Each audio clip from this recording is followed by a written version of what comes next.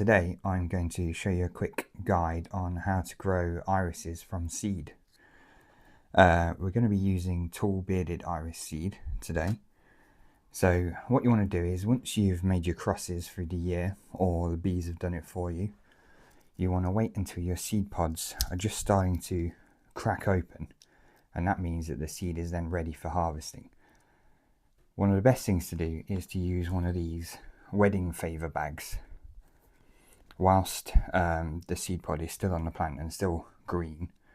Pop it over your seed pod and tie it up. That way then, if you're not around when your seed pod cracks open, the wedding favour bag will catch all of the seeds inside.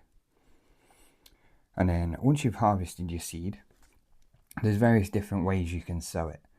So the natural way is just to collect your seed straight from the pod, put them in some compost in a pot or a tray, and then cover with a bit of gravel and just leave in the corner of your garden and forget about them really until they actually start to germinate in the spring, or even earlier, sometimes into late autumn they can really start to germinate. And that way then you just let nature take its course and do it all by itself. But there are other ways you can do it, so I'm going to show you a couple of ways and a couple of different methods. So if you sow your seed directly from the pod, as soon as it's ready, pop that straight into some soil. And what happens then is that the seed coating hasn't had long enough to harden and dry properly, so the inhibitors don't have a chance to really start working, and you can get germination almost immediately. If, like me, you don't have time, or you collect all your seed up later on and dry it, what you do then is you can dry your seeds and wait until you're ready, and then put them in some warm water initially, but then keep changing the water every few days, and this soaks the seed.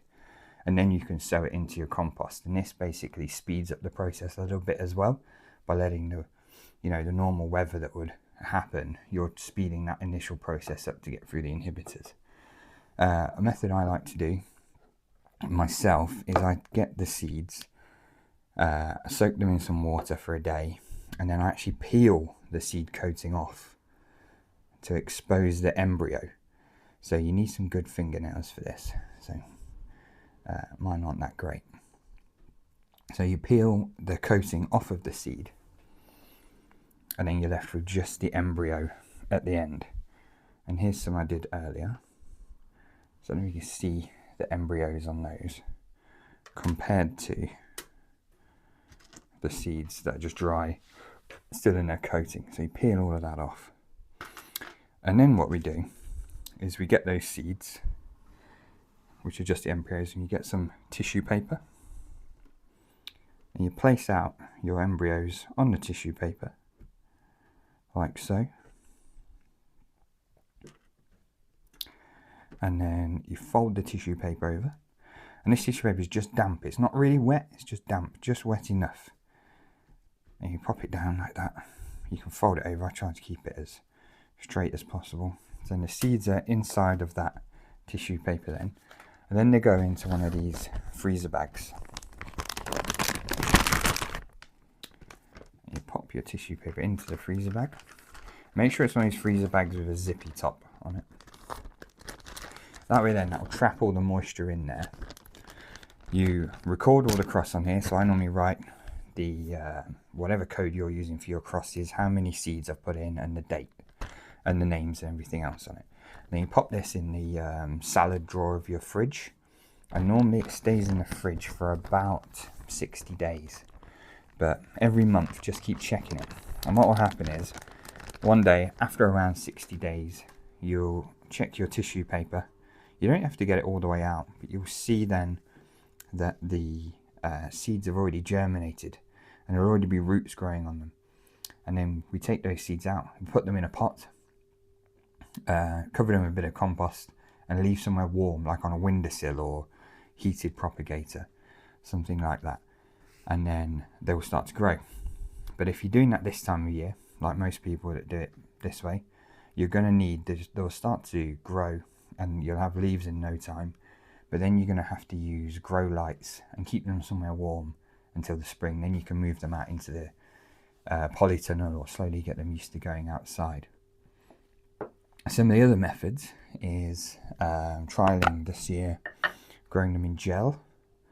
So we'll pop the embryos, so we've removed the coating from the seed to help speed the process up, and we're going to pop the embryos into gel, water retaining gel, and then they're going to go into the fridge just like they would in the freezer bag, but inside some gel in a sealed pot. So we're going to try that this year. I know you can use agar, like a nutritional agar, to grow them in sometimes, especially the trickier seeds. If you don't want to use the tissue method, you can use some vermiculite. So put your seeds in the vermiculite, damp it a little bit, you know, tablespoon or a couple teaspoons of water, put all that into the bag, and just same, leave in the fridge again. I find though, once the vermiculite gets wet and you tip it out when you can see some root growth, it can be quite hard to spot the seeds amongst the vermiculite sometimes. So what you can use is perlite. This is quite a coarse perlite. You can get much finer ones, but at least then the colour of the seed stands out, so it's easier to spot them. And also this year I'm going to try growing some in the bag with some wool pellets, so little bits of wool which will hold in and lock in the moisture, and try growing them. But I think the problem with growing them the wool method is that it's not a very sterile product, so you know, it could encourage a lot of fungal growth and things like that, which is not going to be ideal. If you want to know anything more about growing seeds, you can get the British Iris Society's Raising Iris from Seed book, which is very useful, and it covers all sorts of different types of iris. But most of them can all be done this method, and it's a pretty foolproof way. Thanks.